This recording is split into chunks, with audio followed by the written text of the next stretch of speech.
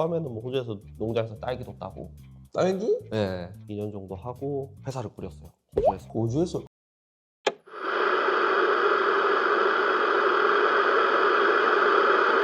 반갑습니다 여러분들. 자, 오랜만에 돌아왔습니다. What's your job입니다. 너의 직업은 뭐냐? 이런 거고요. 제 옆에 계신 분은 오즈타일이라고 하는 사업자를 운영하고 계시는 총괄 이사님이 되시겠습니다. 간단하게 자기소개 한번 부탁드리겠습니다. 네, 안녕하세요. 저는 오즈타일 총괄 이사를 맡고 있는 김원준이라고 합니다. 제가 저희 회사에서 맡고 있는 일은 전반적으로 물류, 영업, 그리고 이제 회사 전반적인 부분 다 총괄로 지금 맡고 있고요. 타일이라고 네. 하면은 뭐 네. 대부분 생각하는 것들이 욕실일 거예요. 네, 맞죠. 그거 말고도 혹시 관련된 것들이 있는지? 욕실 말고도 타일은 모든 건축에서 전반적으로 사용이 될 수 있어요. 거실 바닥이 될 수도 있고, 복도 벽체가 될 수도 있고, 수영장이나 목욕탕 등등. 현관 바닥은 물론 다 타일이고요. 그리고 뭐 발코니 벽체, 주방 벽체, 사실 어디든지 다 사용을 할 수 있어요. 정말 쓰임새가 굉장히 많은 곳이 타일이지 않을까 싶습니다. 자, 그럼 이쯤 되면 저희 오즈타일 이사님이 전에 무슨 일을 하셨을까? 그래서 이런 일을 하게 됐었을까요? 사실 저는 다른 일은 해본 적은 없어요. 제가 이제 군대를 전역하고 나서 바로 이제 호주로 떠났거든요. 호주로 떠나서 뭐 사실 뭐 타일을 하겠다 해서 호주를 떠난 건 아니고, 처음에는 뭐 호주에서 농장에서 딸기도 따고, 딸기? 네, 딸기도 따고 세차도 하고 공장에서 일도 하고요. 뭐 새벽에 청소도 하고, 그렇게 하다가 돈 때문에 이제 사실 호주에서 이제 막 일을 찾다가 그게 이제 네. 워크홀리. 맞아요. 예. 그걸 워킹 하신 홀리데이. 거네요. 예. 네.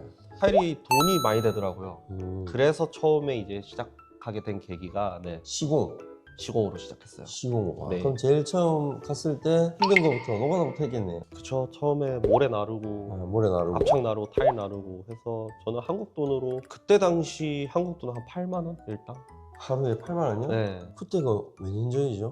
10몇 년 됐으니까 8만 원이면 네, 11년, 12년 됐어요. 작은 거 같은데? 그쵸. 지금은 뭐 호주 한국 돈으로 시작하면 뭐 20만 원부터 시작하고 하니까 예, 좀 많이 작게 시작했어요. 거기서 그럼 기술을 몇 년을 해서 마스터를 다 했어요? 저는 조금 빨리 배운 편이에요. 저는 2년 정도 하고 회사를 꾸렸어요. 호주에서. 호주에서? 한국에서 아니고? 네, 호주에서. 아, 호주에서 타일 팀을? 네, 호주에서 타일 회사를 차려서 큰 거 많이 했죠. 뭐 호주 브리즈번에 이제 공군 기지. 네, 공군 기지 이제 그 군인들 쓰는 샤워장이나 뭐 이런 것도 공사했었고. 호주에서 그런 걸 이뤄내려면 말도 돼야 되지 않나요? 말은 나쁘지 않았었어요. 호주 있을 때는 호주 영어를 네, 하나요? 맞죠. 그래도 외국인들이랑 이제 뭐 프리토킹하고 전화 정도는 할 수 있는 수준이었는데 지금은 아예 못합니다. 지금 다 까먹어서. 배우신 분. 해야가 돼야지 또 가능한 부분이 아니었나 네. 싶습니다. 그럼 이런 일을 하게 되면은 지금 우리 사장님께서는 한 2년 정도, 2년 조금 넘게 뭐 네. 플러스 알파로 일하셨다고 하셨잖아요. 네네. 이런 것들 초보분들이 네. 만약에 쉽게 이렇게 접근할 수가 있는 이런 업종인지. 누구나 다 접근은 가능해요. 일에 대해서 뭐 이제 뭐 스펙을 보는 것도 없고 사실. 특별한 지식이 없어도 그쵸. 와서 몸으로 때우고 네. 몸빵 하다 보면 일은 누구나 할 수 있는데 기술자는 아무나 못 된다. 제일 처음 되면 하는 일은 나르는 거죠. 곰빵이라고 하죠. 곰방 네. 그렇죠. 네. 나르는 게 한 몇 년 정도 가요? 잘하면은 한두 달만 하고 바로 이제 연장 만지고 그렇게 하는 사람도 있고, 못하면은 막 한 2, 3년 동안 계속 그렇게 하는 사람도 있고. 우리 사장님께서는 잠깐 만지고 했겠네요. 곰방 잠깐 하고 저는 한 2달? 2달. 네. 그럼 굉장히 빨리 하신 게 아닌가 싶습니다. 네. 있어? 처음에 시작했을 때 곰방만 하잖아요. 그쵸. 근데 잘하는지 안 하는지 어떻게 본방을 처음에 하는데 어쨌든 이제 기술자나 사장 분들이 지켜봐요. 한두 번씩 기회를 줬을 때 얘가 뭔가 이거를 해내는 사람이 있고 못 해내는 사람이 있거든요. 거기서 좀 갈라지는 것 같아요. 타일 압착을 이제 개라고 할 때도 가끔 시켜보는데 한 번에 물 비율을 잘 맞춰 빠리빠리 개우는 사람이 있고, 그거를 뭐 물 비율을 못 쳐서 막 계속 양이 늘어나요. 뭐 세워라 내워라 개는 사람도 있고, 이제 거기에서 좀 일에 대한 센스가 좀 차이가 나는데. 메모리에 대한 센스. 맞아요. 네. 거기서 이제 뭐 2달이 될지 1년이 될지 갈리는 것 같아요. 잘 개비셔서 빨리 올라가신 거. 우리 사장님께서 지금 판매 일을 하고 계시잖아요. 네네. 새내기들 있죠. 네네. 타일 꿈을 품고 있고 나도 나중에 커서 이런 타일 전시장도 하고 판매를 좀 해보고 싶다고 꿈꾸시는 분들이 분명히 주위에도 아마 있지 않을까 싶어요. 그렇죠. 네. 이런 걸 준비하려면 제일 먼저 뭐 어떤 걸 준비해야 되나요? 일단은 타일에 대한 기본적인 지식은 무조건 있어야 되고요. 무조건 타일을 마스터하고 네. 시공으로. 아시다시피 종류가 너무 많아요. 음. 너무 많고 이제 업체분들도 물어보는 게 시공적인 부분도 좀 많이 물어보고요. 타일에 대한 기본 지식은 무조건 있어야 되고 비용적인 부분은 사실 너무 천차만별이에요. 동네에 조그만 타일 가게를 차린다고 하면은 또 그냥 인테리어비만 그 정도만 또 있으면 되지만 저희나 다른 타일 가게 좀 크게 한다 싶으면은 또 많이 들어가고. 하긴 여기 지금 네, 어마어마한 평수대 어마어마한 인테리어가 되어 있거든요. 이 정도를 하려면 그냥 몇 억은 그냥 써야 된다. 그렇죠. 그쵸. 몇 억이 아니라 몇십억 몇십억은 써야 된다. 또 하나 저 궁금한 게 있는데 과거 현장에서 그 기술이 배웠던 기술들이 유용하게 이 판매업에서도 써먹히는지 그게 궁금하거든요. 사실 오즈 타일의 가장 큰 장점이에요. 업체분들이 이제 타일 가게에서 뭐 공정부터 아니면 뭐 새로운 신기술 같은 거를 많이 문의를 주세요. 저희는 그거를 막힘없이 풀어낼 수 있는. 다 해봤고 네. 결정하니까. 그리고 항상 이제 타일 기술에 대해서는 저는 선도주자라고 생각을 했었고 레진 마감 같은 것도 그렇고 저희가 항상 선도를 해왔기 때문에 그런 부분이 엄청나게 플러스가 많이 됐었어요. 지금 새로 배우는 사람들도 보면 기술 많이 연구하고 공부하고 마스터하고 그렇죠. 판매를 해야 그것도 좀 더 유리하게 작용할 수가 있다. 판매함에 맞습니다. 있어서. 네. 그렇게 해야지 거래처도 이렇게 믿고 잘하니까 맞습니다. 바로바로 전해서 궁금한 거 맞습니다. 잘못된 것들 이렇게 해줄 수가 있지 않나. 네네네. 창업을 하고 호스타일 세우고 네. 건물을 짓고 네. 일을 했을 거 아니에요. 네네. 거래처 제일 네. 중요하잖아요. 그쵸. 거래처 만드는 과정에 대해서는 어떻게 힘든 게 있었다거나 어떻게 해서 이 거래처를 딱 생긴다고 막 갑자기 손이 막 몰려드는 건 아니잖아요. 그렇죠, 그렇죠. 일단 저희가 처음에는 맨 땅에 헤딩이었어요. 거래처도 없고 아무것도 없어서 일단 무작정 찾아갔어요. 팜플렛 하나 만들어가지고 무작정 찾아가서 이제 제 것 좀 써달라. 이렇게 해서 시작을 했고요. 그리고는 이제 소개로 들어오시는 분도 많고 한 거래처한테 신뢰를 많이 얻었을 때 이 거래처도 또 아는 인테리어 업자가 있을 거 아니에요. 소개. 네, 이제 오즈 타일 써봐라 뭐 이런 소개도 많고 보통 그런 것 같아요. 네, 그래서 아직도 근데 무작정 찾아가는 경우도 있어요. 아, 네. 아직도 이렇게 잘 됐는데도 네. 이런 거 뭐 꾸준히 그거는 기본 베이스예요. 기본 베이스. 네. 이렇게 해야지 잘 될 수가 있지 않나 싶습니다. 이런 일을 하려면 또 성격도 중요하다 보거든요. 저는 혹시 I 아니죠? 저는 반반이긴 한데 E가 55%, 55%. I가 한 45%.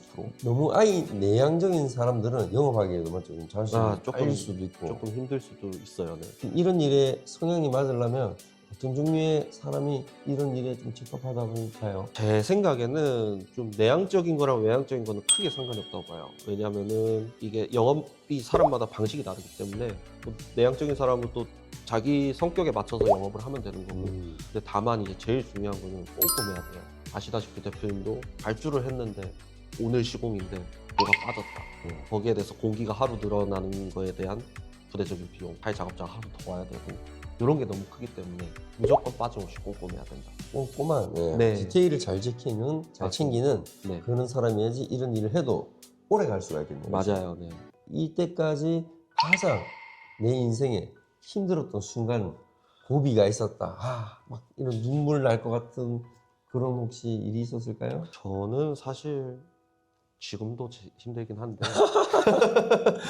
제일 힘들었던 순간 하나 꼽자면 한국 처음 왔을 때 이제 호주에서 돌아와서 이제 한국에서 처음 팀을 만들었을 때 나이가 너무 젊었어요. 제가 한국 왔을 때가 25살인가 6살인가 아마 그랬을 건데 아시다시피 이런 공사 현장에 대한 그 좀 억셈이 있잖아요. 제가 이제 내가 타일 기술자다, 뭐 타일을 뭐 붙일 줄 안다 이렇게 얘기했을 때 항상 나오는 얘기야. 나이, 경력 그런 부분이 제일 힘들었어요. 처음 하고 한 1, 2년 정도 한국에 오자마자 그러면 일단 다른 사람 밑에서 외주받고 일을 했을 거 아니에요? 바로 회사 차렸죠. 바로 회사 차려가지고 그것도 이제 그냥 무작정 이제 현장 가서 일 주세요 하고 무작정 이제 저희 같은 타일 가게 가서 일 주세요. 네. 이렇게 그 기간이 제일 힘들었고요. 그리고 제일 힘들 때가 사실 지금이에요. 지금 저희가 이렇게 사옥을 하고 나서 무조건 유지를 하고 요거를 이제 망하지 않게 잘 꾸려 나가야 되는 그런 책임감이나 네, 압박감이 압박감이. 굉장해요. 진짜로 네. 아유, 잘 됐으면 좋겠네요 항상. 근데 잘 될 수밖에 없지 않나라고 저는 아, 감사합니다. 생각을 합니다. 네. 이 일을 하면서 스트레스를 받거나 혹시 뭐 큰 분쟁이 있었거나 그런 본 적이 있어요? 큰 사고가 났던 현장이라든지. 예를 들어 저희는 우리 직원이 스프링클러 타고 가다가 그 스프링클러 배관 터뜨려가지고 물난리 난 적이 한 번 있었어요. 뭐 이런 경우 타일 업종이 사실은 뭐 크게 뭐 사고 날 건 없는데 저희 같은 경우는 이제 고객들이 이제 저희 쇼룸에서 타일을 보고 현장에서 봤을 때 색감이 다른 경우가 있어요. 이 조류하고 비치는 각도와 색에 따라서 맞아요. 왜냐하면은 보통 이제 뭐 주거에서는 주백색해서 조금 은은하게 조도를 좀- 보이니까. 네, 그렇게 하기 때문에 좀 다른 경우 사실 뭐 다 붙이고 나서 아니면은 물량이 굉장히 많은데 제가 양중을 다 해놓고 나서 다르다.